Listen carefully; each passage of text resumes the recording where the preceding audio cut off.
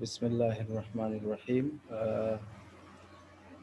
Today, I'd like to start a new chapter, and that is about the organic reagents used in inorganic analysis. ठीक है, तो इससे पहले हमने solid के बारे में पढ़ा था।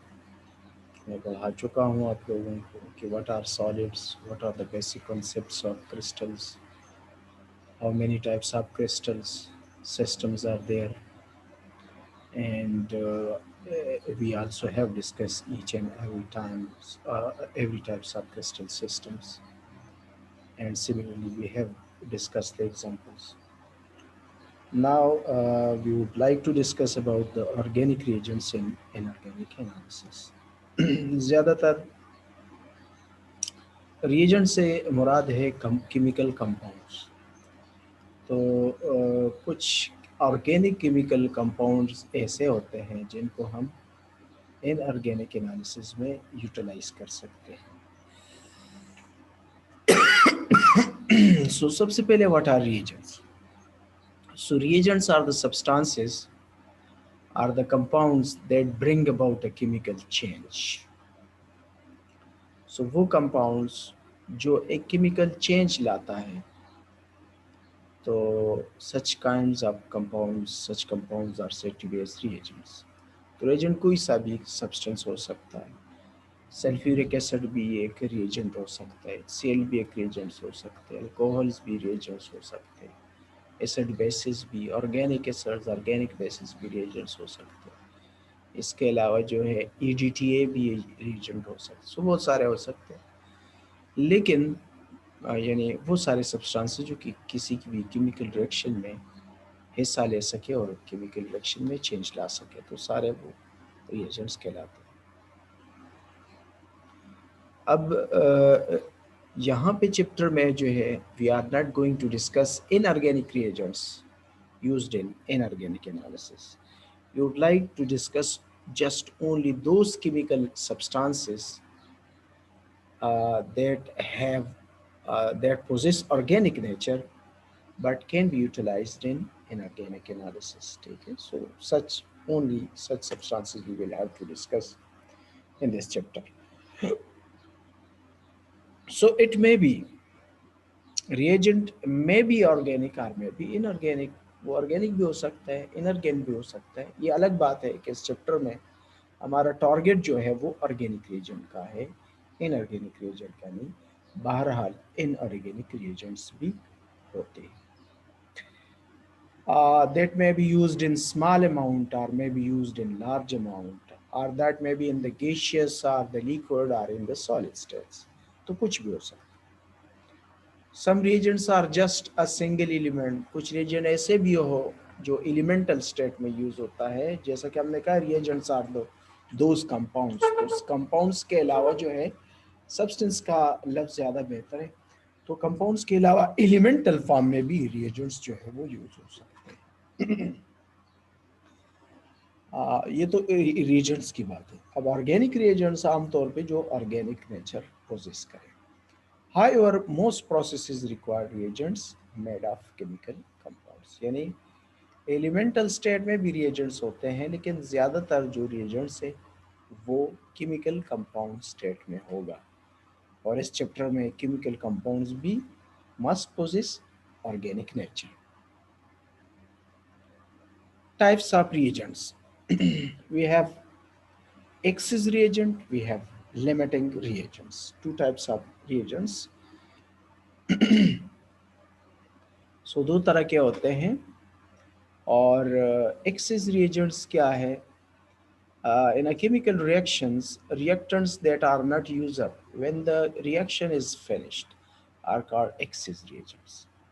Excess reagents वो reagents होते हैं when we are going to carry out a chemical reactions between we are going to react together two or more than two substances. If one of the substance consumed earlier while other substance still remain unconsumed, so the substance that still remain unconsumed is said to be as excess reagent.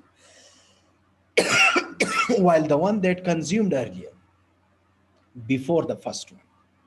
So such a reagent is said to be as limiting reagents. Let's suppose we are going to react two substances together. One is substance A, the other is substance B. A substance A consumed earlier, so it is said to be as limiting reagent, and if we still have the traces of substance B or reactant B, it means that reactant B is considered to be the excess reagent. So इसलिए क्या होता है कि in a chemical reaction reactants are not used up. वो reaction जो completely use up ना हो, when the reaction is finished, reaction finish भी हो जाए, complete भी हो जाए, तब भी we have some of the reagents. तो such a reagent is said to be as excess reagent. जैसा कि मैं बता चुका हूँ. Limiting reagents, the reagents that is completely used up or earlier used up, is said to be as the limiting reagent because its quantity is limit the amount of the product formed. तो amount of product जो है वो depend करता है किस चीज के ऊपर, लिमिटिंग रिएजेंट्स के ऊपर.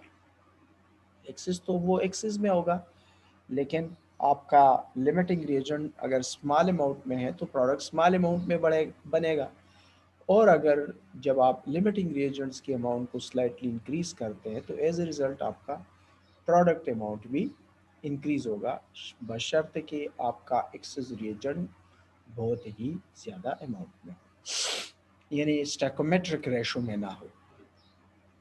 Chemical reactions with stoichiometric amounts of reactants has no limiting or excess reagents.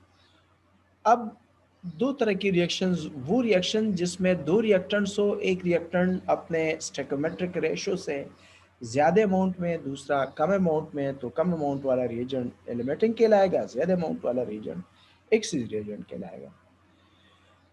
लेकिन अगर मेरे पास एक ऐसा केमिकल रिएक्शन हो जिसमें स्टोइकोमेट्रिक अमाउंट्स में both the reactants that are react together, जो दोनों के या दो से ज़्यादा जो रिएजेंट्स होते हैं, सारे के सारे जो रिएजेंट्स हैं केमिकल रिएक्शंस में जो यूज़ होते हैं, सारे स्टोइकोमेट्रिक रेशो में, तो फिर सच रिएक्शंस में कोई लिमिटिंग या एक्सेस रिएजेंट नहीं होता.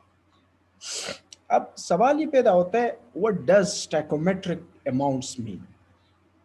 स्टोइकोमेट्रिक अमाउंट्स ये है कि जितने सारे जो केमिकल रिएक्शंस होते हैं, वो केमिकल रिएक्शंस में जो रिएक्टेंट आपस में रिएक्ट करते हैं, हमेशा से यही रिएक्टेंट एक ख़ास अमाउंट में रिएक्ट करके प्रोडक्ट प्रोड्यूस करते हैं. ये नहीं है कि अपनी मर्जी से reactant A, let's suppose reactant B अपनी मर्जी से जितना चाहे कंज्यूम हो. ठीक है, तो रिएक्टेंट्स हमेशा एक ख़ास रेशो से आपस में मिलके प्रोडक्ट बना देते.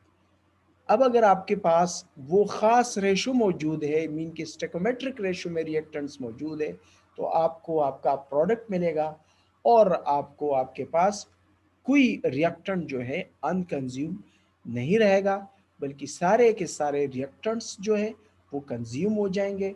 आपके पास कोई लिमिटिंग रिएजेंट, कोई एक्सेस रिएजेंट नहीं रहेगा. तो कहने का मतलब यही है कि अगर स्टोइकोमेट्रिक रेशोज में आप रिएक्शंस कर रहे हैं तो फिर क्या होगा, आपका जो है आपके पास कोई एक्सेस या लिमिटिंग रिएजेंट्स नहीं होगा. Okay, in this slide we will discuss about applications of organic reagents. Organic reagents जो है ना, वो कहाँ पे हम अप्लाई कर सकते हैं, कहाँ पे यूटिलाइज किए जा सकते हैं. So we will discuss about the applications of organic reagents. Organic compounds are used in both qualitative and quantitative analysis. Organic compounds को हम qualitative analysis में भी use कर सकते हैं, organic reagents को quantitative analysis में भी utilize किए जा सकते हैं. क्वांटिटेटिव एनालिसिस यानी वो काइंड ऑफ एनालिसिस जिसमें आप किसी एक सब्सटेंस की क्वांटिटी को डिटरमिन करना चाहें, जबकि क्वालिटेटिव एनालिसिस में जिसमें आप क्वालिटी को डिटरमिन करना चाहें. ठीक है। तो क्वांटिटी को डिटरमिन करना चाहिए, mean amount of unit substance और अननोन सब्सटेंस फाइंड आउट करना चाहिए। क्वालिटी, आप उस कंपाउंड के बारे में जानना चाहते कि ये कंपाउंड, इसके अंदर कौन कौन से compounds. For example, dipicrylamine is a well-known reagent for the detection of potassium. Let's suppose qualitative analysis ये है टू डिटेक्ट पोटाशियम, ठीक है। तो आप एक वाटर के अंदर या किसी सब्जी के अंदर, वेजिटेबल्स है इसके अंदर, या ब्लड के अंदर, या मतलब किसी प्लांट स्पीशीज के अंदर जो है, आप पोटाशियम का जो है वो डिटरमिन करना चाहे कि इसमें पोटाशियम है कि नहीं, तो ये एनालिसिस जो है क्वालिटेटिव एनालिसिस कहलाएगा। और इस मकसद के लिए dipicryl amine as a reagent use किया जा सकता है। तो dipicryl amine will be acting as a reagent, और आप जो चीज फाइंड आउट कर रहे हैं पोटाशियम, अब ये आप नहीं फाइंड आउट करना चाहते हैं कि पोटाशियम की अमाउंट्स वेजिटेबल्स के अंदर, ब्लड्स के अंदर, वाटर के अंदर क्या है, क्वांटिटी आप नहीं फाइंड आउट कर, आप सिर्फ इतना फाइंड आउट करना चाहते हैं कि इसमें आया पोटाशियम है कि नहीं। तो ये क्वालिटेटिव एनालिसिस कहलाता है। अब अगर आपको एक वेजिटेबल दिया गया है, सैंपल, वेजिटेबल का सैंपल, ब्लड का सैंपल, या कि सीरम का सैंपल हो, या वाटर सैंपल दिया गया है, और उसमें आप क्वालिटेटिव और क्वांटिटेटिव दोनों करना चाह रहे हैं कि भाई इसमें पोटाशियम है कि नहीं। अब अगर है तो किस अमाउंट में है, किस क्वांटिटी में है, तो ये क्वांटिटेटिव एनालिसिस कहलाए। तो ये मतलब है कि ऑर्गेनिक रिएजेंट्स को इसी तरह की मतलब इनऑर्गेनिक एनालिसिस भी यूज है। हालांकि डाइपेक्राइलामीन एक ऑर्गेनिक रिएजेंट है, और आप पोटाशियम की डिटेक्शन करना चाहते हैं, ये हमारे पास एक इनऑर्गेनिक एनालिसिस। तो मतलब ये हुआ कि ऑर्गेनिक रिएजेंट को आपने इनऑर्गेनिक एनालिसिस में यूटिलाइज किया। Next is why organic reagents in inorganic analysis. भाई इनऑर्गेनिक एनालिसिस के लिए हम ऑर्गेनिक रिएजेंट को क्यों यूज करते हैं? भाई इनऑर्गेनिक एनालिसिस के लिए इनऑर्गेनिक रिएजेंट को क्यों नहीं यूज किए जाते? Why organic reagents are used for inorganic analysis. So जो केमिस्ट होते हैं इनऑर्गेनिक एनालिसिस करना चाह रहे और ऑर्गेनिक रिएजेंट्स को यूज करते हैं, तो ये थोड़ा सा मैं इनके एडवांटेजेस को आपके सामने रखना चाहता हूँ कि यही वजह है, यही वजूहात है नीचे जो दिए गए हैं, जो अभी मैं डिस्क्राइब करने वाले हूँ। इन नीचे दिए गए वजूहात की बिना पे हम ऑर्गेनिक रिएजेंट्स को ही इनऑर्गेनिक एनालिसिस में यूज करते हैं, इनऑर्गेनिक रिएजेंट्स को यूज इसलिए नहीं करते। So following are the reasons behind that why organic reagents are used in inorganic analysis. The first one is they are more specific. Organic reagent को इसलिए inorganic analysis के लिए यूज करते हैं कि दे आर मोर स्पेसिफिक, वो ज्यादा specific होते हैं। क्या होते हैं? स्पेसिफिक होते हैं। स्पेसिफिक से मुराद क्या है? They are more specific than conventional reagents under certain conditions. Because of this property, they can frequently be used to detect a single type of ions in a complex mixture. They are more specific. आपके पास एक complex mixture है, specific एक खास, दे are more specific, इस ये specific है, ये खुसूसी है। खसूसी से मुराद आपके पास एक कॉम्प्लेक्स मिक्सचर है। इस कॉम्प्लेक्स मिक्सचर में you have different types of substances, substance A B C D E F G H I J K, बहुत सारे सब्सटेंसेस आपके पास। सो ऑर्गेनिक रिएजेंट को इसलिए हम यूज करते हैं इनऑर्गेनिक एनालिसिस में कि वो स्पेसिफिक है।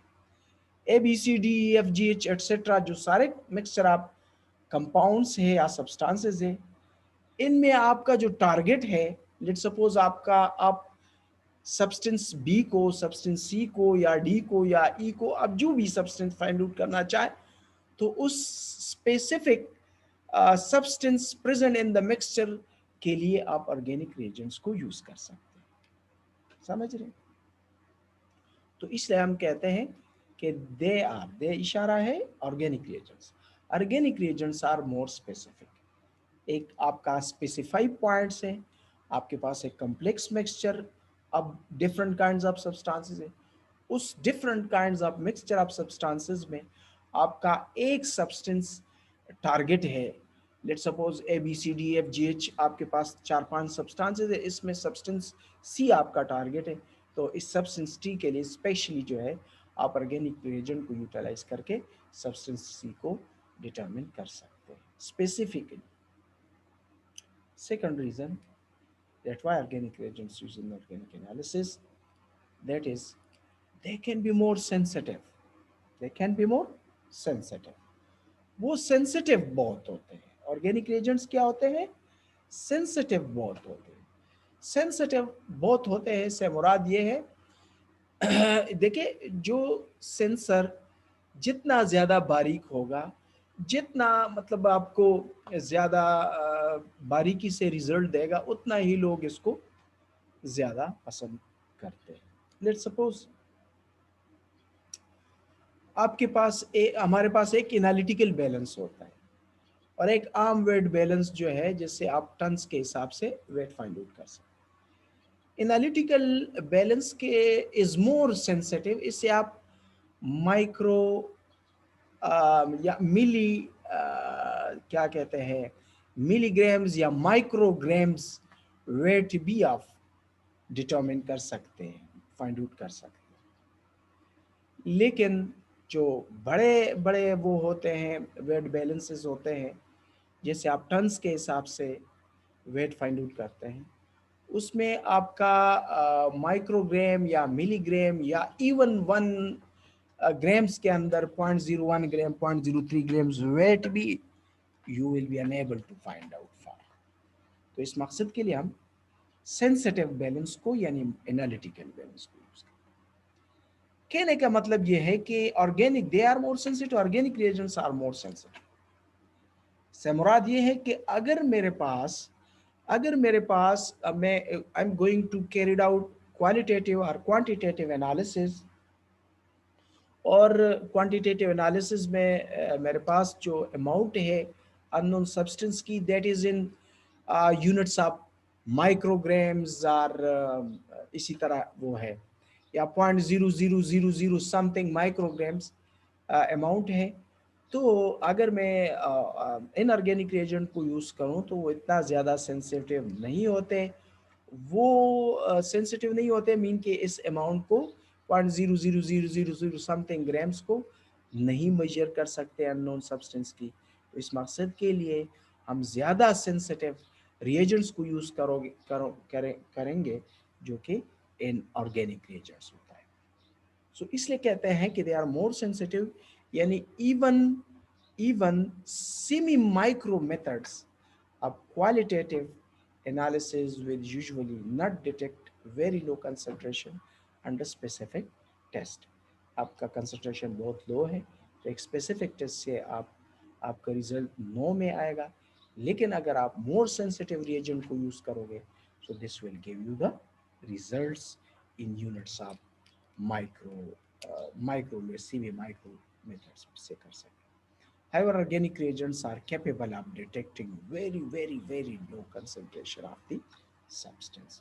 तो ये इसका एक एडवांटेज है।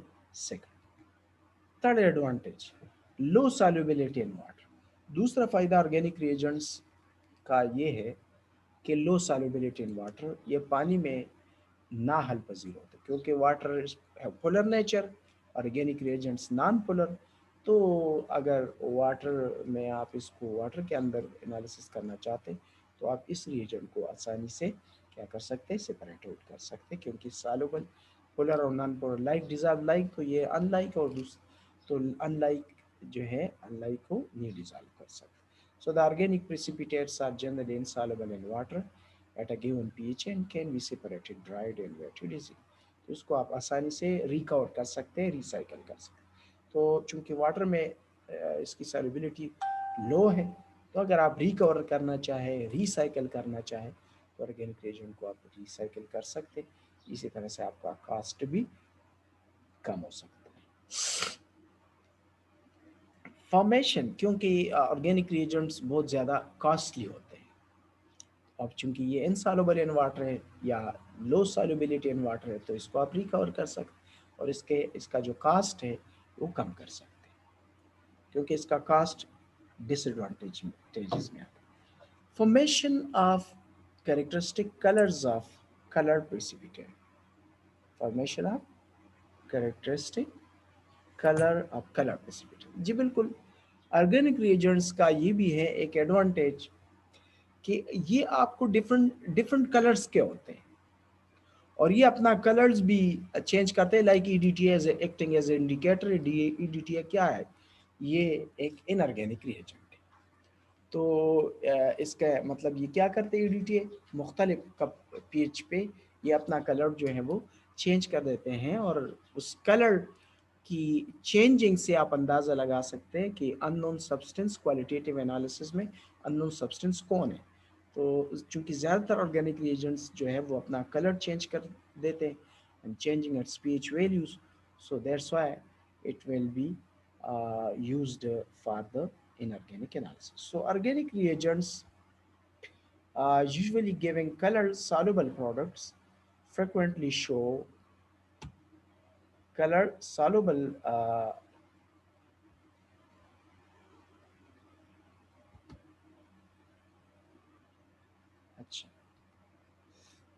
formation of characteristics. So organic reagents usually giving color soluble products frequently show a regular change in color intensity with concentration of the substance under test and also adaptable to accurate comparison. So different colors बनाते हैं और उन colors को match करके हम determine कर सकते हैं कि क्या situation है, ठीक है। Next is, for example, they form direct characteristic color with the ions to be detected. जो ions हम detect करना चाहते हैं इसका अपना एक characteristic color होगा, तो उस characteristic color से हम determine कर सकते हैं। For locating endpoint as indicator in volumetric analysis, जैसा कि volumetric analysis में as indicator के तौर पे हम क्या करते हैं, इसको utilize करते हैं। Clear? अच्छा, next is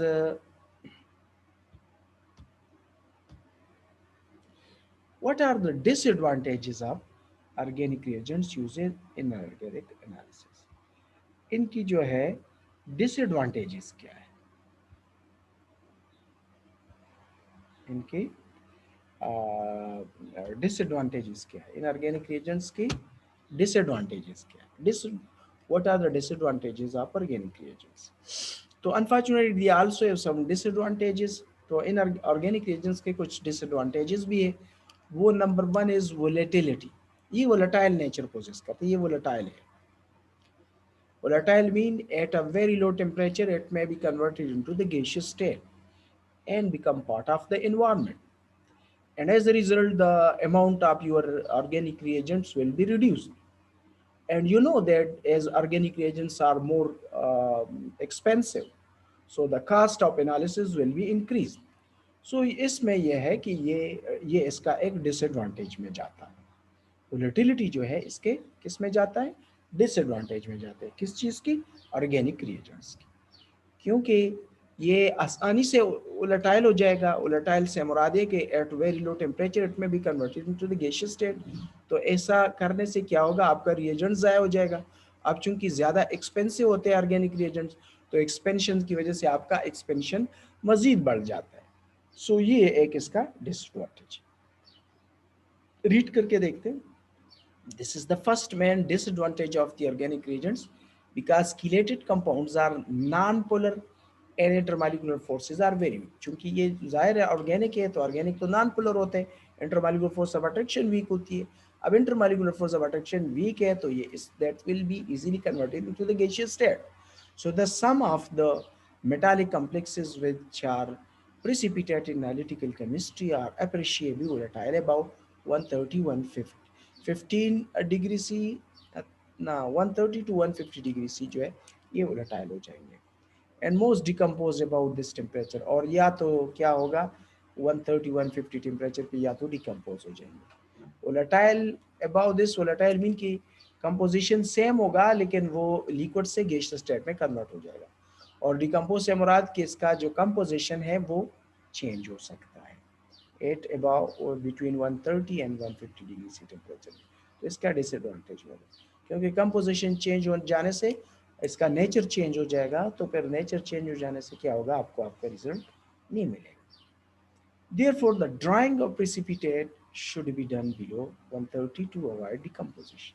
ठीक है, सो जब भी हम प्रिसिपिटेट को ड्राइंग करने की कोशिश करते हैं, तो आमतौर पर प्रिसिपिटेट को जब हम ड्राइंग करते हैं तो ड्राइंग करने के लिए हम क्या करते हैं, इसको हीट दे देते हैं। अब अगर हीट 130 से अबव में देना चाहूँ तो क्या होगा, मेरा जो वो है रिएजेंट से ऑर्गेनिक, वो या तो डिकम्पोज होगा या गैसियस स्टेट में क्या होगा, चला जाएगा और मेरे हाथ नहीं लगेगा, ज़ाया हो जाएगा। सो ये इसका डिसएडवांटेज में जाता है। इम्प्योरिटीज इन रिएजेंट, ऑर्गेनिक रिएजेंट। दूसरा डिसएडवांटेज इसका यह है कि इसमें इम्प्योरिटीज बहुत जल्दी आ जाती है, इस पर बहुत जल्दी क्या है, इम्प्योरिटीज आ जाती है फौरन, क्योंकि ज़्यादातर सब्सटेंस के साथ ये क्या करते हैं, इंटरेक्ट करते हैं, एंड एज रिजल्ट हमारा जो ऑर्गेनिक रिएजेंट है वो इम्प्योर हो जाएगा। तो इसमें इम्प्योरिटी आने से रिएजेंट्स का जो जो पर्पज़ है, जो मकसद है, वो मकसद फिर पूरा नहीं होगा। जो काम हम लेना चाह रहे हैं ऑर्गेनिक रिएजेंट से, वो काम हमें नहीं देगा। सो इसलिए कहते हैं कि it is very difficult to prepare inorganic reagents of high degree of purity. High degree of purity organic reagents को हम नहीं बना सकते as an organic compound, inorganic compound की तरह। impurities present in organic reagents में enter into the precipitate। जो impurities, अब चूंकि इसमें impurities ज़रूर होगी, अब जब इसको इंटरेक्ट करेंगे ना, जो एनालिसिस के लिए मैं यूज़ करूँगा, तो एनालिसिस में जो अंदर जो इनके साथ ऑर्गेनिक रिएजेंट के साथ जो impurities लगी होती है, वो impurities जो है क्या होगा कि वो impurities इंटरेक्ट करेगा प्रोडक्ट के साथ, और एज ए रिज़ल्ट मुझे जो मेरा मकसद है वो क्या होगा, फुलफिल नहीं होगा। Who is the third one?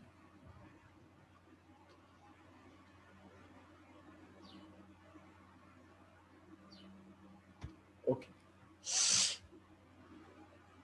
So इसलिए it is very difficult to prepare organic reagent. तो इसमें इम्प्योरिटीज होगी, इम्प्योरिटीज प्रेजेंट ऑर्गेनिक रिएजेंट में enter into the precipitate, precipitate के अंदर चली जाएगी during the precipitation and cause undesirable reactions. तो एज ए रिजल्ट जो रिएक्शन हम करना चाह रहे उस रिएक्शन की बजाय कोई और रिएक्शन कैरिड आउट होगा और हमें अपना ऑब्जेक्टिव हासिल नहीं होगा।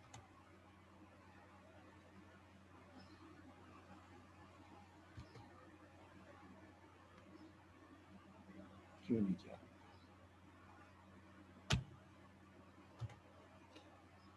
जी, एग्जाम्पल दिया गया है। For example dimethyl glyoxime exist in 3 forms, alpha dimethyl glyoxime, beta और गामा, गामा डाइमिथाइल डीएमजी जो है, अल्फा डीएमजी, बीटा डीएमजी और गामा डीएमजी। अब this only the alpha form is specific for nickel detection. अब alpha form nickel detection के लिए है।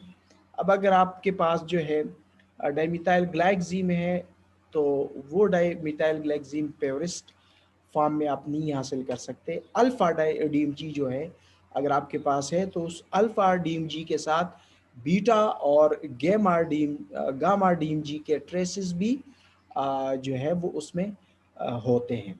और वही बीटा और गामा डीएमजीज जो है, जब आप निकल डिटेक्शन के लिए यूज़ करोगे तो आपको बीटा और गामा डीएमजी होने की वजह से कोई और रिएक्शन कैरिड आउट होगा। So alpha forms is specific for nickel detection, और while I'm preparing dimethyl glycine solution जब आप यूज़ करोगे, प्रिपेयर करोगे, तो इसमें अल्फा और गामा डाइमिथाइल ग्लाइक्सीन आ जाएगा। So for alpha and gamma forms also formed along the alpha form.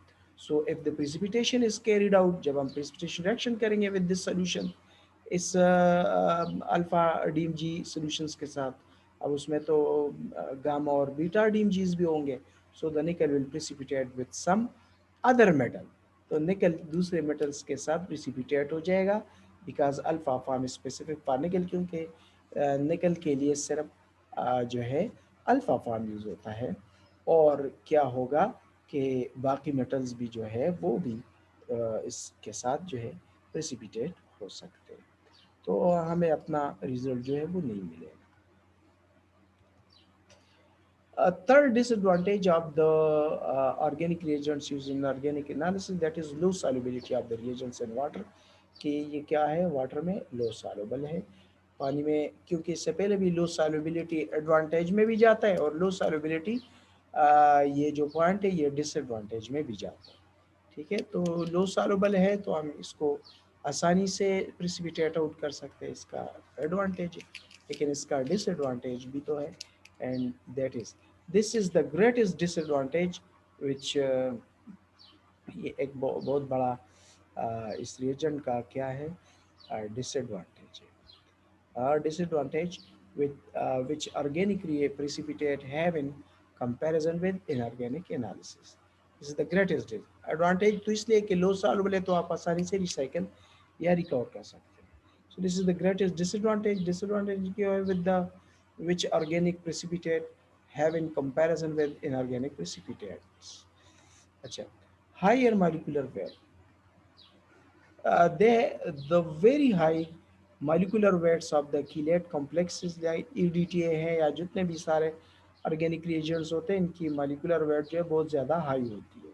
So because of the high molecular weight जो है भी weights of high molecular weights of chelate complexes form with metal ions के साथ जब complex बनाएंगे, metal ions reduce proportional proportionately and small error in precipitation and wetting occurs. जब हम molecular weight बहुत हाई होगा तो इसका जो कम्प्लेक्स बनेगा वो मेटल आयंस के साथ इसकी जो प्रोपोर्शनलिटी है वो डिक्रीज हो जाएगी, और क्या होगा हमारे पास जो कैलकुलेशन है, जो सोल्यूशन है, आमतौर पे कैलकुलेटेड वैल्यू जो है एनालिसिस में फिर कैलकुलेशन भी इन्वॉल्व होता है, तो उस कैलकुलेशन की वजह से हमें हमारा रिजल्ट जो है वो गलत आ सकता है।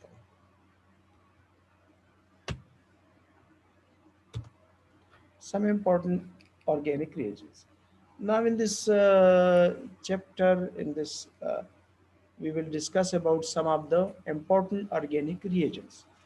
So let me share this in the next class, ठीक है, and let me discuss this in the next class, कि आज इतना है कि ऑर्गेनिक रिएजेंट्स कौन से होते हैं, क्या है रिएजेंट्स, क्या है टाइप्स और रिएजेंट्स के कौन कौन से हैं, और ये ऑर्गेनिक रिएजेंट्स को हम इनऑर्गेनिक एनालिसिस में क्यों यूज़ करते हैं, क्यों इनऑर्गेनिक एनालिसिस के लिए इनऑर्गेनिक रिएजेंट को यूज़ नहीं करते, तो हमने वो पॉइंट्स ऑफ एडवांटेजेस भी बता दी, और उस organic reagents use in organic analysis के अचानक डिसएडवांटेजेस भी दी।